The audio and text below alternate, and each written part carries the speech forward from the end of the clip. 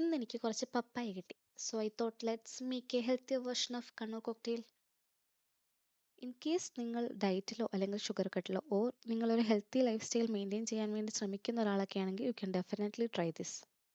So ആദ്യം തന്നെ 2 carrots എടുക്കുക. അതിനുശേഷം അതിനെ ചെറിയ പീസസ് ആയിട്ട് കട്ട് ചെയ്തതിന് ശേഷം നമുക്കതിനെ ഒന്ന് ബോയിൽ ചെയ്യാൻ വേണ്ടിയിട്ട് വെക്കാം. ബോയിൽ ആവുന്ന ടൈം കൊണ്ട് നമുക്ക് ഈ പപ്പായനെ ഒന്ന് തൊലി കളഞ്ഞ് ചെറിയ പീസസ് ആയിട്ടൊന്ന് കട്ട് ചെയ്തെടുക്കാം.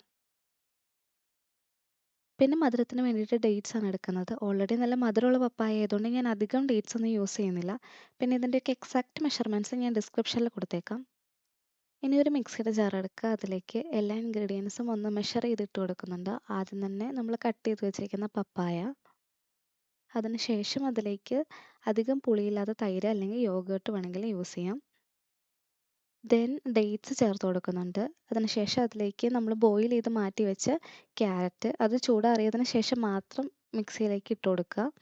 ഇനി ലാസ്റ്റായിട്ട് പാലും കൂടെ ചേർത്ത് കൊടുക്കുന്നുണ്ട്. പാലിൻ്റെ അളവ് നമുക്ക് വേണ്ട ഒരു കൺസിസ്റ്റൻസി അനുസരിച്ച് നമുക്ക് കൂട്ടുകയോ കുറയ്ക്കുകയോ ഒക്കെ ചെയ്യാം.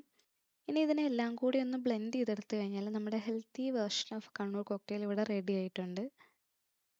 പിന്നെ ടോപ്പിംഗ്സ് ആയിട്ട് ഞാൻ കുറച്ച് ക്രഷ് ചെയ്തിട്ടുള്ള നട്ട്സ് അതിൻ്റെ മുകളിൽ ഇട്ട് കൊടുക്കുന്നുണ്ട്.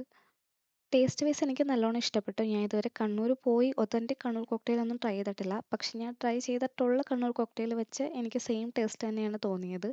അപ്പോൾ ഓക്കെ ബൈ.